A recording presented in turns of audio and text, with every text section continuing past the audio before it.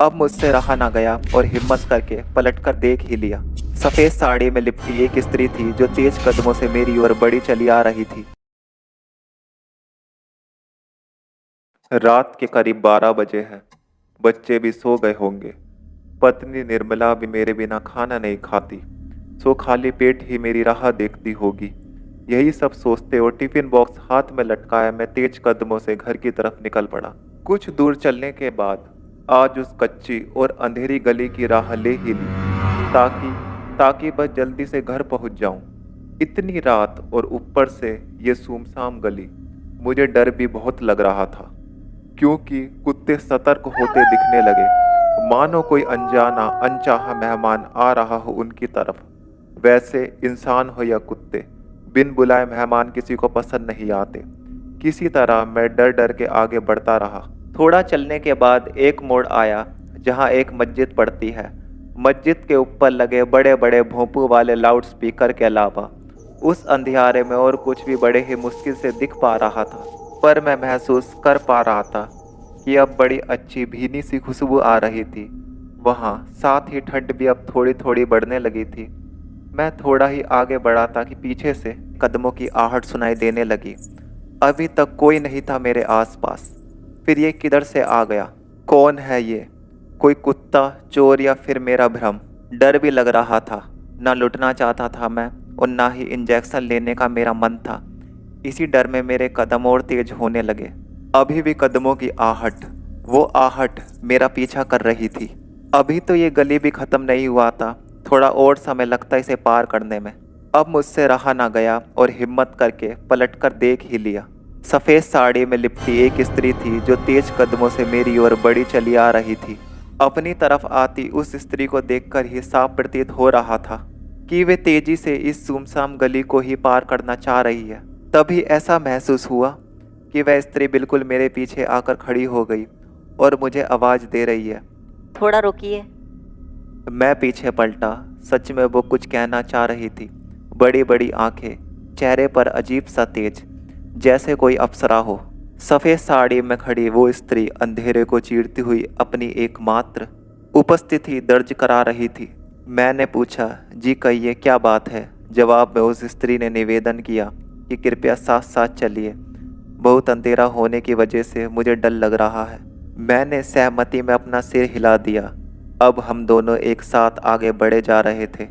इतनी रात गए इस सुमसाम गली में, वो भी अकेले। घर से बाहर निकलने का कारण मैंने उससे पूछा, परंतु कोई उत्तर न मिला। मैंने चुप रहना ही बेहतर समझा। कुछ पल के बाद जवाब आया, मेरा घर पीछे मोड़ पर ही है। किसी की ज़िंदगी मौत का सवाल है, इसलिए मुझे अभी निकलना पड़ा। मुझे आप सही आदमी लगे, इसलिए मैं आपके पीछे पीछे हो ली। किसी अनजान पर इतनी रात में भरोसा करने की बात सुनकर थोड़ा अजीब लगा, पर कभी कभी ज़रूरत पड़ने पर ऐसा करना पड़ता है, मैं समझ सकता था। और हम लोग साथ साथ आगे बढ़ते रहे। तभी उस स्त्री ने अपना हाथ मेरी ओर बढ़ाया। उसके हाथों में एक चमकती हुई अंगूठी थी। ये क्या है? मैंने पूछा। स्त्री ने जवाब दिया, इसे आप पहन लीजिए, आपके काम आएगा। यह आपको डर से ऊपर ले जाएगा और बुरी ताकतों से बचाएगा। उन्हें साफ साफ इनकार करते हुए मैंने खुद को उस अंगूठी से दूर किया और थोड़ा पीछे खिसक गया। देखिए, ऐसा है कि मैं इन सब बातों पर यकीन नहीं करता।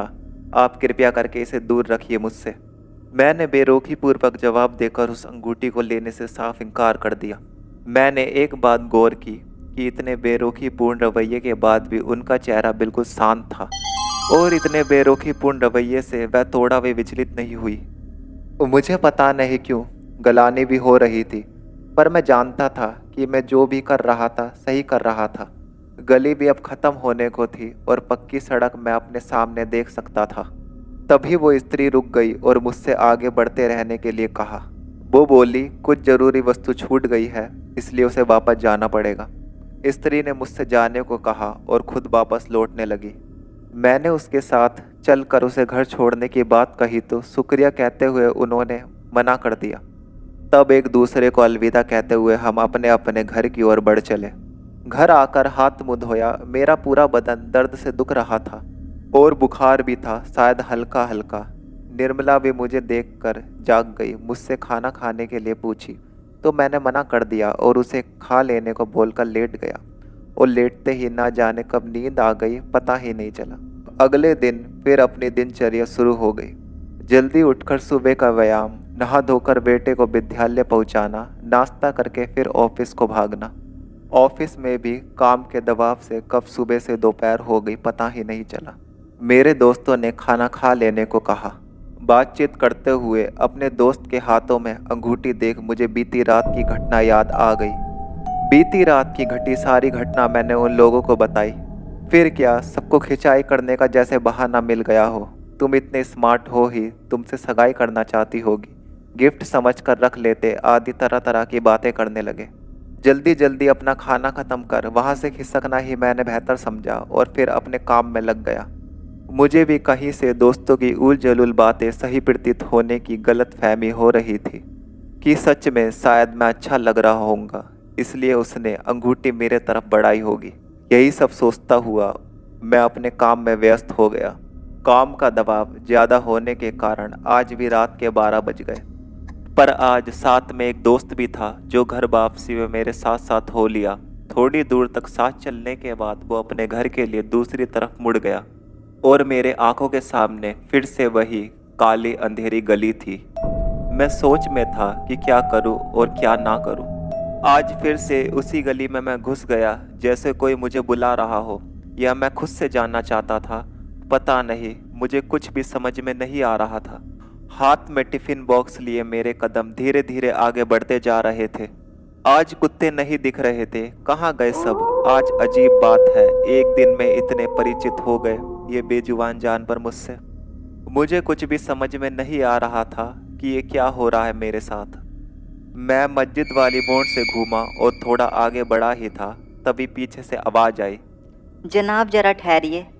मैं ठिठका, पलट कर देखा। लहराते हुए सुनहरे बालों वाली ये महिला वही थी जो पिछले दिन मुझे मिली थी। लंबी सी बिंदी लगाए काली साड़ी में चेहरे पर एक तेज लिए हुए मस्जिद के पास खड़ी मुस्कुरा रही थी। इतने अंधेरे में भी एक प्रकाश था उसके चारों तरफ, अजीब सा आकर्षण था उसके चेहरे पर। आज भी आपकी मदद चाहिए मुझे, मिलेगी? उस स्त्री ने एक मुस्कान के साथ कहा। मैं हाँ बोलूँ या ना कुछ समझ में नहीं आया, फिर भी हामी में सर हिला दिया। वह मेरे साथ होली। आज चुप नहीं थी वो, बोले ही जा रही थी, जैसे मेरा ही इंतजार कर रही हो कि क्या क्या बताना है, पूछना है, मानो सब पहले से ही सोच रखा हो उसने। मैं कौन हूँ, कहाँ रहता हूँ, घर पर कौन कौन है, मेरी पसंद नापसंद वगैरह वगैरह सवालों के तीर एक एक करके वो फेंकती ही जा रही थी। इसी तरह सवालों का जवाब देते हुए उसके कदम से कदम मिलाए आगे बढ़ा जा रहा था। इतनी रात में अकेले घर से बाहर निकलती हो, किसी को साथ लेकर निकलना चाहिए, मैंने उस स्त्री से कहा। मैंने उससे सवाल किया, आप कहाँ रहती हो, घर पर कौन कौन है? इस पर वो हंसकर बस यही बोली कि क्या करिएगा जानकर, बस जब मिलना हो इसी वक्त इस गली से गुजरना, मैं दिख जाऊंगी, और ठहाके मारकर हंसने लगी। मुझे बहुत ही अजीब लग रहा था ये सब और उसका ऐसा जवाब। बातें करते हुए हम दोनों आगे बढ़े जा रहे थे। उसने अपने कंधे पर लटकाए एक थैले में हाथ डाला और कुछ निकाला। उसने अपनी मुट्ठी बंद कर रखी थी।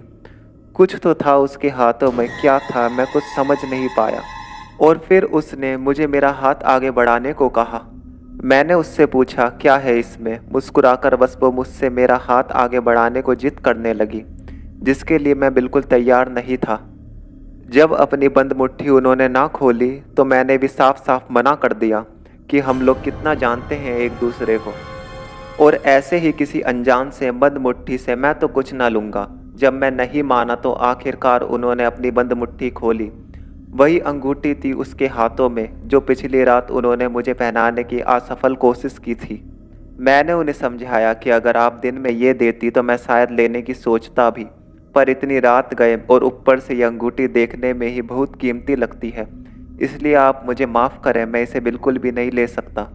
मेरा नाम में जवाब सुनकर उस स्त्री की आंखें तंज हो गई और अजीब तरीके से घूरती हुई निगाहों से मुझे बोली, मैं आपकी पूरी ज़िंदगी खुशहाल बनाना चाहती हूँ और आप हो कि अपनी अभावपूर्ण ज़िंदगी से बाहर निकलना ही नहीं चाह रहे हो। आप इस अंगूठी को एक बार पहन कर तो देखो, आपको एक नई और बिल्कुल अलग ही दुनिया दिखेगी। सारे दुख और तकलीफ़ों से ऊपर अपनी तीखी होती आवाज़ से उसने मुझे बताया, पर मैं तो उनकी एक भी बात सुनने या मानने को तैयार ना था। ऐसा करते करते हम दोनों गली के आखिरी छोर पर पहुंच गए। अब वो स्त्री बिल्कुल एक जगह स्थिर हो गई और मुझे आगे बढ़ते रहने को कहकर खुद वापस घर लौटने के लिए मुड़ी। क्या हुआ, वापस क्यों जा रही हो? मैंने प्रश्न किया। मेरे प्रश्न का बिना कोई जवाब दिए वह लौटने लगी। मुझे उसका ऐसा रवैया बहुत ही विचित्र लगा कि जब उसे कहीं जाना ही नहीं था तो आखिर क्यों आई मेरे साथ गली के इस छोर तक। हाँ, लौटते वक्त मुझे केवल एक बात कह गई कि जब कभी मिलना हो या अंगूठी चाहिए हो तो इस गली से गुजरना, मैं आपको मिल जाऊंगी। मैं कुछ ना बोला और तेजी से उस गली से बाहर मुख्य मार्ग पर आ गया। हालांकि रास्ते में इक्का दुक्का लोग ही आते जाते दिख रहे थे, पर अब मैं थोड़ी राहत महसूस कर रहा था। जो कुछ भी अभी घटित हुआ उसे लेकर मन में 100 सवाल भी उठ रहे थे। वो स्त्री ऐसा क्यों कर रही थी? ऐसा क्या था उस अंगूठी में जो मुझे देने और पहनने को इतना आतुर थी वो? ये सब सोचते सोचते घर पहुंचा और आज फिर मुझे तेज बुखार हो गया था। निर्मला से दवाई मांगी और खाकर लेट गया। निर्मला ने खाना खाने को आवाज़ लगाई तो मैंने मना कर दिया। निर्मला वह पास आकर बैठी। सिर दबाते हुए उसने मुझे पूछा कि 2 दिनों से आपकी तबीयत ठीक नहीं लग रही मुझे। कल चलकर डॉक्टर से दिखा लीजिए। और फिर मुझे थका हुआ देखकर ज़्यादा कुछ ना बोली। अगली सुबह जब उठा तो मेरा सिर भारी भारी लग रहा था, तो मैं बिछौने पर ही लेट गया। बच्चों को आज स्कूल भी नहीं पहुंचा पाया। निर्मला को ही उन्हें स्कूल छोड़ने को जाना पड़ा। अपने रसोई के कुछ काम खत्म करके वह मेरे सिरहाने आकर बैठी और पूछी, क्या बात है, इतना चिंतित क्यों है? कल रात भी आप बहुत परेशान दिख रहे थे। तब मैंने उसे बीते 2 दिनों से उस गली में मेरे साथ घट रही सारी घटना के बारे में बताया। मेरी बातों को सुनकर उसने मुझे भरोसा दिलाया कि चिंता मत करो, कुछ भी नहीं होगा, सब ठीक हो जाएगा। फिर वो अपने घर के कार्य में लग गई। थोड़ी देर बाद निर्मला ने आवाज़ लगाई कि नहा धोकर तैयार हो जाओ, घर पर किसी को बुलाया है। मैंने पूछा, किसे? उधर से आवाज़ आई, जब आएंगे खुद ही देख लेना। 1 घंटे बाद हमारे परिवार के पुरोहित जी की दरवाजे पर दस्तक हुई। हम दोनों ने उन्हें चरण स्पर्श किया। पत्नी ने उन्हें बैठने के लिए कुर्सी दी। पुरोहित जी बड़े ही ध्यान से मुझे देख रहे थे। निर्मला पुरोहित जी के लिए कुछ जलपान लेकर आई। जलपान करने के पश्चात थोड़ी देर तक इधर उधर की बातें करने के बाद पुरोहित जी ने मुझे अपने पास बुलाया और सिर पर हाथ रखकर अपनी आंखें बंद की। फिर पिछले 2 दिनों में मेरे साथ जो भी घटित हुआ उसके बारे में विस्तार से पूछा। मैंने उन्हें सारी बात बताई। पुरोहित जी का चेहरे पर तनाव मैं साफ साफ देख सकता था। पुरोहित जी ने अपने थैले से भभूत निकाला और मेरे ललाट पर लगाया। वहीं बैठी मेरी पत्नी ये सब बहुत ध्यान से देख रही थी।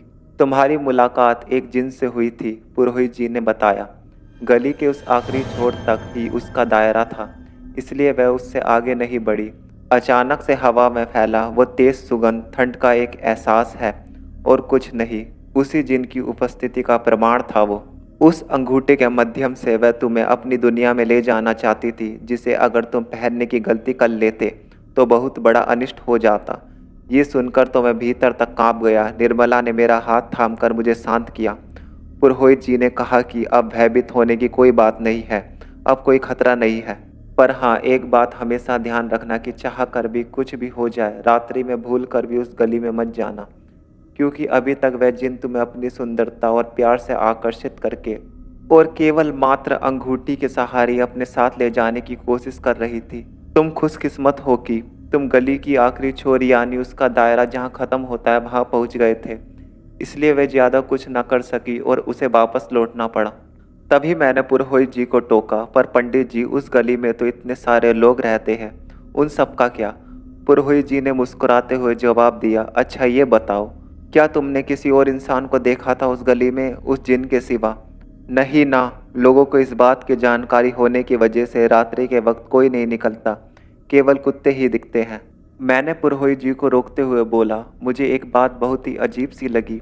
पहले दिन जब मैं उस गली में प्रवेश किया तो ढेर सारे कुत्ते थे जो मुझे गली में आते देख कर ही भौंकने लगे, पर जब अगले दिन मैं फिर से उस गली में घुसा तो एक भी कुत्ता नहीं था।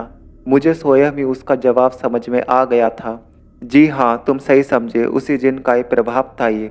जिन बहुत शक्तिशाली होते हैं, वह किसी पर भी अपना प्रभाव आसानी से छोड़ सकते हैं और बहुत ही आसानी से किसी को भी अपने वश में कर सकते हैं। तुम बहुत ही भाग्यशाली हो कि बच गए, पुरोहित जी ने मुझे बताया।